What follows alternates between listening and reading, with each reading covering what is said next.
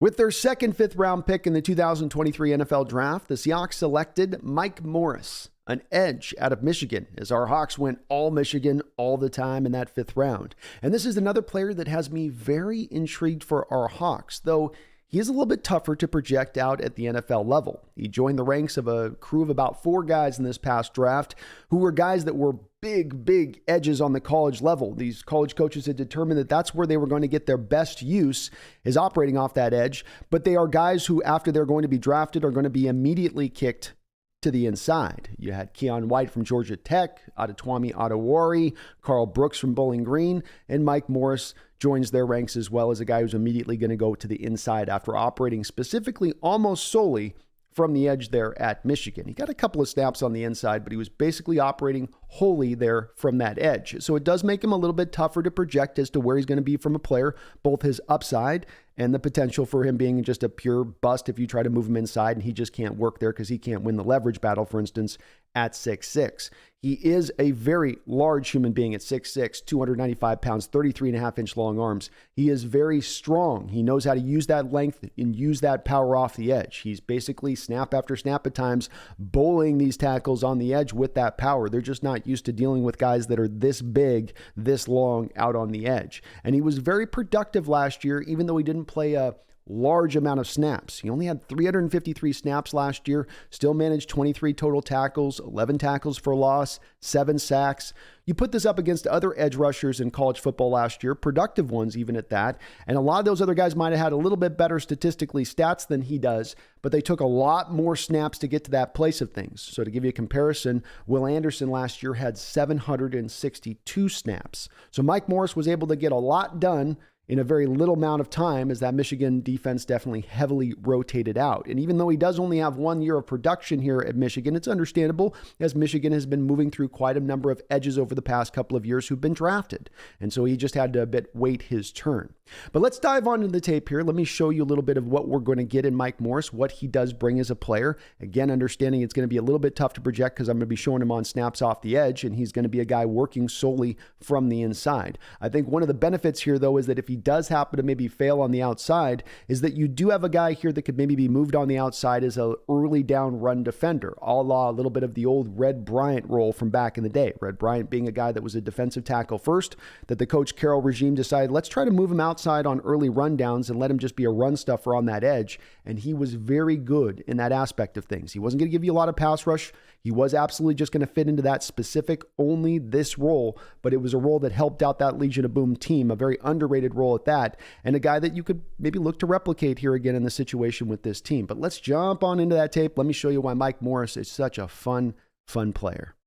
For these first few plays, I'm going to show off Mike Morris as an edge run defender because I do believe that this is going to be a fallback plan for him if it doesn't work kicking him inside to the 3-tech or the 4-eye technique that a defensive end is aligned in the 3-4 Vic Fangio scheme. And what you'll see over these next couple of cut-ups is going to be the strength, the power, the ability to really set that edge and just root down and not be moved off of the point of attack. And that shows up right here on this first play. He's going to have both the left tackle and the left guard try to perform a combo block on him at the point of attack, right where the run game is going here. And he is able to hold up reasonably well. Yeah, he loses maybe a step or two to go backwards, but just the fact that he's able to hold up against 2 blocks at once in itself is pretty noteworthy. Say nothing of the fact that he's able to eventually find the ball carrier, peel off the blocks, and then go and make a play. On this next play, Mike Morris and Michigan are going up against Ohio State, their most heated rival. And he's going against Dawand Jones, a man that I believe was selected in the 3rd round of this past draft, a guy that's probably going to start at the NFL at the right tackle position. He is huge at 6'8", he's got long arms, and he is very powerful. As we saw at the Senior Bowl with Dawand Jones, there's not too many men that can match him step for step when it comes to power.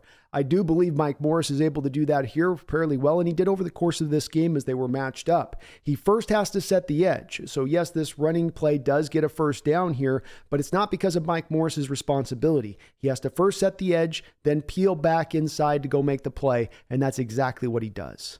Another play here against Ohio State, and another play where Mike Morris is going to be matched up against future NFL pro DeJuan Jones. What I like about this play is that Mike Morris is aligned in a wide 9 technique, so he is really stretched a little bit off of that line of scrimmage. But he recognizes very quickly where this run play is going, which is right over essentially about the B gap or so. And he moves right to that spot to just muddle up that hole, close that hole up. He does this instead of setting the edge, which to me shows a little bit of the instincts here of, I'm not going to just set the edge here and then allow the running game to go inside. They only need 6 yards here to get a touchdown. He reads and reacts to what's going on and now presses the hole instead. Another snap here against Penn State, and one that looks very familiar to some of the ones we've looked at already prior here with Mike Morris, where first set the edge, then get downhill to the ball carrier inside. Yes, there's a hole here that's supplied by the Penn State blocking, but this is not Mike Morris's fault on this. The hole is naturally going to develop by his responsibility of first having to set the edge. Once he determines that edge is set, then he gets inside and makes the tackle in the run game. Very short gain at that. Power is the name of the game when it comes to Mike Morris, and over these next couple of snaps, I'm going to show you him displaying that power to get his sacks, as a lot of his sacks came on the back of that this past year. And on this first snap here against the Colorado State left tackle, the Colorado State tackle is going to first struggle to meet Mike Morris out at the edge of the arc. This is because Mike Morris, though he didn't test insanely well as far as the quickness goes, he actually has a little bit of football quickness to him, and he also has a little bit of an innate ability to really time up the snap, which makes him just that much more quicker. When you got a guy already this powerful, you don't need him that much more quicker. He gets off the snap here, gets the left tackle really stretched to meet him at the edge of that arc. Once he realizes that the tackle is off balance, Mike Morris then uses that power to just simply throw him off of him and then goes and makes the sack. Nothing fancy here, just Mike Morris flashing the long arm bull rush power as he just with one arm walks that left tackle into the backfield before he finally locates a quarterback, stepping up into the pocket, disengages off the left tackle and makes the sack. Another play here with Mike Morris, bull rushing a man into the backfield, again almost looking effortlessly in doing so. You can just feel the left tackle struggling to deal with that power throughout the course of this play. And this is not a technician at work here. This is just a man saying, I'm going to be stronger and bigger and more powerful than you, and I'm going to take it to you post-snap. Good luck. And these tackles are kind of holding on for dear life at times. You can just feel that. Mike Morris is not a guy with a lot in his bag. He doesn't have a toolkit with a lot of tools. It's just the tools he does have, he uses very well. The one thing that he does nicely is counter to the inside at times and really has a good feel for when he needs to jab inside. He'll do it usually off the back of a swim move. So he's going to press the pocket to the edge, really catch that tackle leaning towards that edge, and that's when he pops back inside, as he's going to do here against this Indiana lineman. Gets him outside and then comes back over the top with the swim move to make the sack. Here's another play that's going to look very similarly to the last one. Mike Morris is going to come off the snap, roaring like a bat out of hell, getting that left tackle to really get out to the edge of that arc. And not only does the left tackle got to get out to the edge of the arc, they've got to get out there and be ready to really hunker down to absorb that power that Mike Morris is going to bring. This is when he can then go to the counter on that swim move inside. And that's just what Morris does here. I get the impression a little bit that Mike's got a plan to do this move prior to the snap, but he's able to set the tackles up to perform this move so that when he does pull it off, it almost looks like it's easy pickings at that point, but it's as much just merely the left tackle really worried about that power to the edge. I wanted to show you guys a couple more snaps here of Mike Morris winning to the inside, because I think it's notable that he doesn't always have to engage that inside swim move in order to free himself of the block. Sometimes he's able to disengage by utilizing that same power and strength that shows up off the snap when he's throttling back tackles, snap in and snap out. And where you really feel this is in those tackles oversetting, or in those tackles moving out to their set and being out of control. Take number 77 here for Iowa on this particular play. He's out of his stance and he's moving so hard laterally to get out to that wide 9 technique in Mike Morris that he is not under control. And Mike Morris has set this up and probably recognized very quickly how fast he was trying to hurry to meet him. And why is he hurrying to meet him? Because he wants to get out there so he can hunker down, get into his proper fundamental positioning in order to absorb that power right, because he knows he doesn't have the pure power to deal with Mike, and so he's got to do it with technique. Mike recognizes this, has probably been setting up this tackle over the course of a couple plays, and he merely jabs hard to the outside, cuts back inside, and the front door is wide open on this play. But it's all set up of the fear of the power that he creates in those tackles. So I'll just run a couple of other plays here where you're going to see this, where it doesn't matter whether it's the swim move or he's just throwing the tackle away and then going after the ball carrier or the quarterback, but he is able to get off of that block time and time again to the inside. And I think this is going to be a skill that's also going to help him when he is kicked into the defensive tackle position or defensive end position in the 3-4 where Seattle will probably align him. All right, now we get to have a little bit of fun. Mike Morris actually aligned inside or that place by which he will be at the pro level. And on this particular play, he is aligned in a 3-tech, hand in the dirt. He's going to be having this play going right up over his head. That means that he's got to be still strong at the point of attack. This would be your biggest question mark for this guy making his transition to the inside. Can he keep his pad level low enough at 6'6"? Does that power translate when you move him from the outside to inside? It's one thing to bully tackles who might not be quite as strong as those guards, but indeed that's just what he does here to this right guard. He bullies him into the backfield, disengages from the block, finds the ball carrier, and takes him down. Simply wonderful. When I was originally watching the tape on Mike Morris, there were some flashes from him at times that would remind me of Jadeveon Clowney, specifically in moments like this, where he is standing up over the top of the guard in what's been termed at times as a spinner roll. And this is essentially where this inside pass rusher has a little bit of freedom to probe along that line of scrimmage and find the crack, find the hole in order to then get into the backfield. And that's just what he does here, moving laterally to his left. Notice on this play how the left guard really struggles to move with him as he does get lateral there. And then once he finds that hole, that bit of daylight, he engages and gets right through it to find the quarterback for the sack. These kind of snaps you love to see because this is exactly as you're liking to use him ideally here with the Hawks, where you just move everything around. All these guys are up around the line of scrimmage. You bring down Jamal, you bring down Bobby, you bring down him, have him standing up. The offensive line doesn't quite know who's coming from where. And this provides the Seahawks a little bit of unpredictability if they can incorporate it into the defense. One of the missing components over the last couple of years in the Seattle Seahawks defense has been a cleanup sack guy at the defensive tackle position, a guy that could get disengaged off of a block so that when there's a quarterback that's been forced or flushed up into the front of the pocket, they're there to clean it up. This is oftentimes going to be created, of course, by having really good edge pressure. And what do the Seahawks have right now? But 4 pretty good edges that are going to supply, I think, a pretty good amount of pass rush this upcoming season. So having a guy underneath who can disengage off those blocks or has that kind of skill is going to be mighty helpful. On this particular play, you have Mike Morris aligned in that 3-tech position going up against the right guard for the Wisconsin Badgers. And he actually doesn't win here initially off the snap. The fears that we might have with him at 6'6" come true a little bit here, where he is not able to win the leverage war. The right guard gets a little bit underneath him, and he's not able to really show off that power because of it. He loses a little bit of that power because of that. But this is 2021, and this is a time where the Wolverines have Hutchinson operating out there off of the right edge, and so he is able to create some real instantaneous pressure on the quarterback. The quarterback steps up, and even though Mike Morris has not necessarily created any real pressure on this play, he shows off that skill that I showed on a couple of other snaps where he is able to disengage from the block when he's got the ball carrier within arm's length. And if you're within arm's length of Mike Morris, you are getting taken to the ground. Another play here where Mike Morris is playing the spinner roll as he's going to go after the left guard here on this particular play from a stand-up position on the line of scrimmage. It's interesting here as the offense is in max protect. They've got 7 blockers. They want to give their quarterback some time to really go and hit up the football field on probably a deep play. The Wolverines are countering with only 4 men that they're bringing on the pass rush, including Mike Morris from the inside. All of them do a really good job of helping to collapse down the pocket like a closing fist. And Morris, like on the last play, is right there to be there to help clean up the sack as he helps out a teammate to bring the quarterback to the ground. If you're a quarterback that flushes up into the front of the pocket and you are within arm's length of Mike Morris, you're going down.